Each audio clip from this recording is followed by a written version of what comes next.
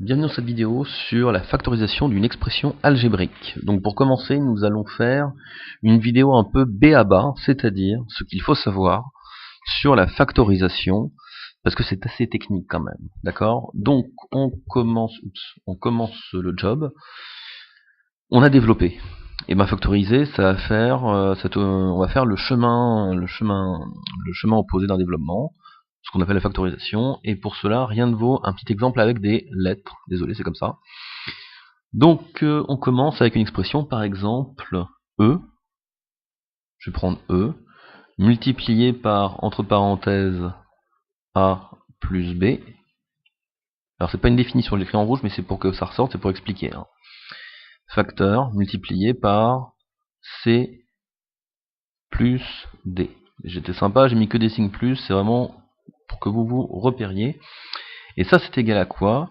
Alors, vous pouvez le développer de votre côté.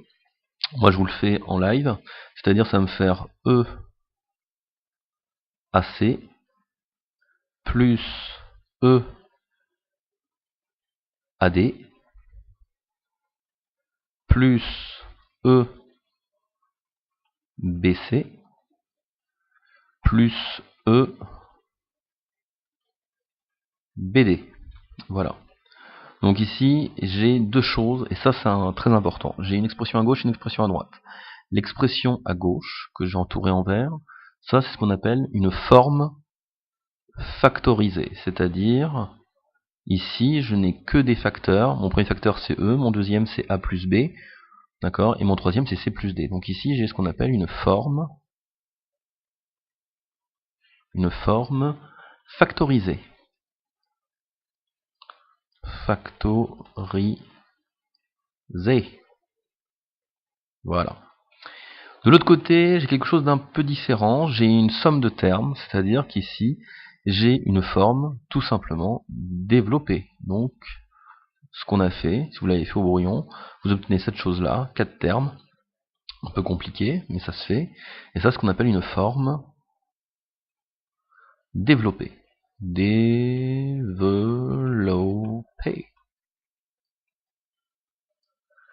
Voilà. Alors, un peu de vocabulaire, un peu de choses à savoir.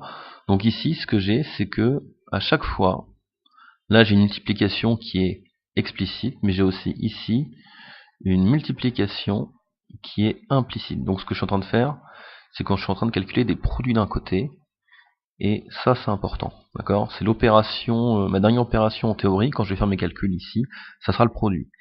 Là, j'ai des multiplications qui sont implicites entre le E et le A, entre le A et le C, pour ce terme-ci.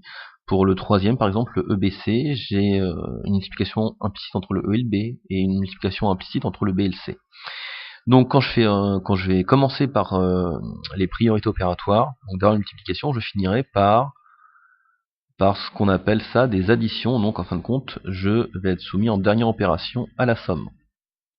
Très important. Donc ici, au final, on se retrouve avec une somme, et ça, ce n'est pas rien.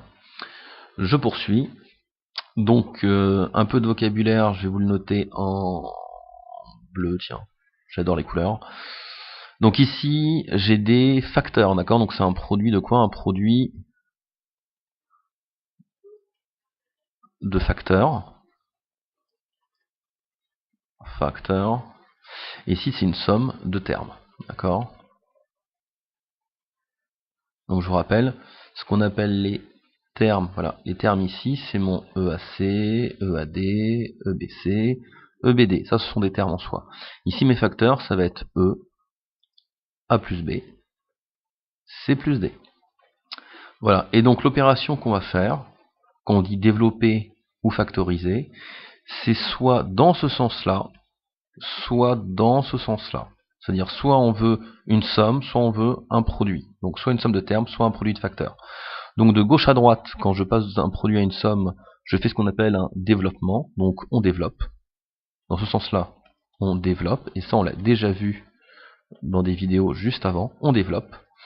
Par contre, dans l'autre sens, on factorise, et ça c'est la nouvelle chose, on factorise. Hop. Donc, par exemple ce petit schéma, donc la définition d'une factorisation, ou factoriser une expression algébrique, c'est écrire une somme sous la forme d'un produit. Donc on passe d'une somme à la forme sous la forme d'un produit. De plusieurs facteurs, hop, ça va de soi.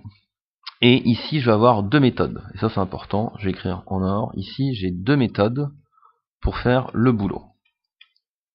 Ces deux méthodes, elles sont, oups, bon je l'ai mal fait, voilà. Ces deux méthodes, ça va être assez tranquille à déterminer.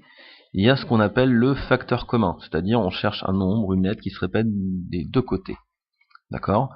Et vous avez l'autre méthode qui va être d'utiliser une des identités remarquables vues précédemment pour trouver une forme qui est un produit. Je vous rappelle que a plus b au carré, a moins b au carré ou a plus b facteur de a moins b, ben ce sont des produits. Donc on peut aussi utiliser les identités remarquables, mais dans l'autre sens, par rapport à ce qu'on a fait juste avant.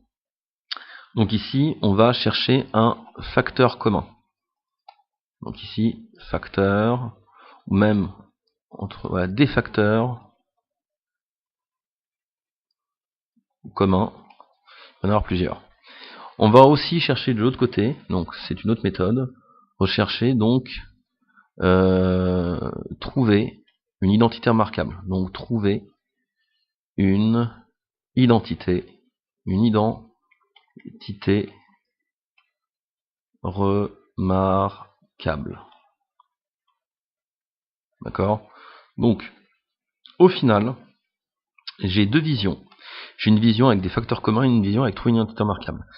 Alors, ça c'est mon ressenti. La vision, trouver un facteur commun, vous allez la voir très rapidement, mais c'est quelque chose d'assez brutal. Voilà, je le note comme ça. C'est pas un terme de maths, mais c'est vraiment ma sensation de calcul. Ça va être très brutal comme façon de faire. Par contre, trouver une entité remarquable, ça va être le côté plus subtil de la chose. Généralement, on va rechercher